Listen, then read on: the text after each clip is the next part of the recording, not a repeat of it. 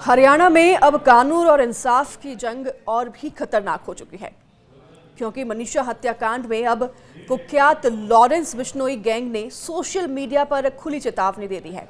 यानी कि अब इस गैंग की एंट्री हो गई है। उन्होंने चेतावनी में कहा, अगर हरियाणा पुलिस और सरकार कातिल को सजा नहीं देती तो हम खुद उसे मौत के घाट उतार देंगे।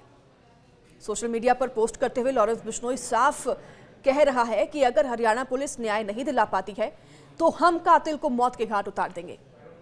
बताया यह भी जा रहा है कि इस हत्याकांड में लॉरेंस और रोहित गोदारा अपने वर्चस्व बनाने के लिए दावा कर रहे हैं। इससे यह तो साफ हो रहा है कि यह सिर्फ एक धमकी नहीं बल्कि स्टेट मशीनरी को सीधी चुनौती है। अब सवाल है कि क्या न्याय का फैसला अदालत करेगी या अब गैंगस्टर की बंदूक से होगा। हरियाणा में अब कानून और इंसाफ की जंग और भी खतरनाक हो चुकी है।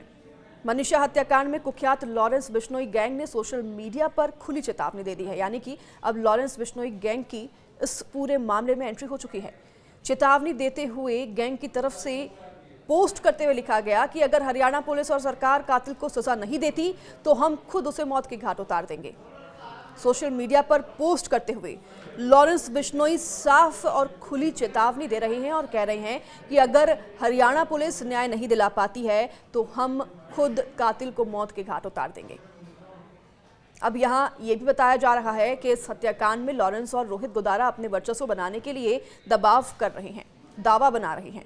इससे तो यह साफ होता है कि ये जो भी हो, यह सिर्फ एक धमकी नहीं है बल्कि स्टेट मशीनरी को सीधी चुनौती है। अब कई सवाल खड़े हो रहे हैं। यहाँ पर सवाल ये भी है कि क्या न्याय का फैसला अदालत करेगी या अब गैंगस्टर की बंदूक से होगा। क्या हरियाणा में इंसाफ की ताकत पुलिस के पास है या गैंग के पास। यह धमकी प्रदेश की राजनीति, पुलिस और जनता तीनों को हिला चुकी है। बता दें आपको कि 11 अगस्त का वो दिन, मनीषा 19 साल की प्ले स्कूल टीचर घर से निकली लेकिन वापस नहीं लौटी।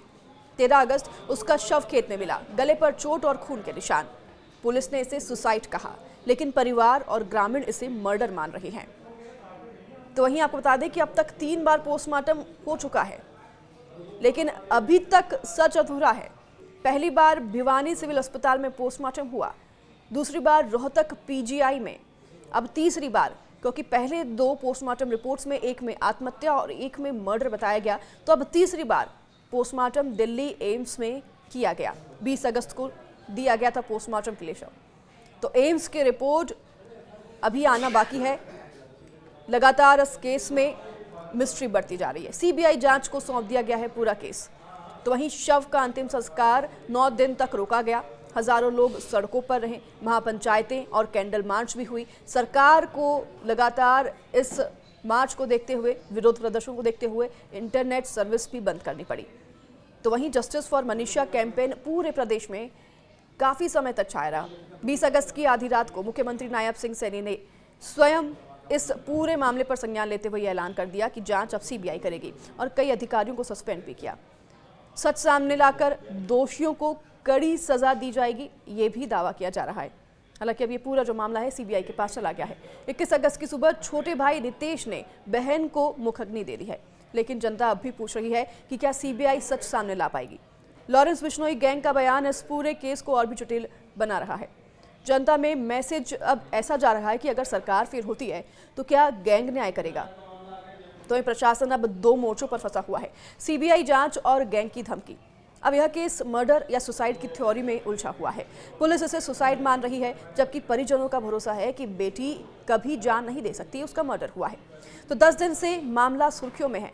15 अगस्त से प्रदेश भर में जस्टिस फॉर मनीषा कैंपेन चल रहा है। लोग कैंडल मार्च निकाल रहे हैं। सोशल मीडिया पर पोस्ट की बाढ़ छाई हुई है। तो परिजनों की मांग पर अब 20 अगस्त को सीएम नायब सिंह सैनी ने केस की जांच सीबीआई को सौंपने की घोषणा कर दी।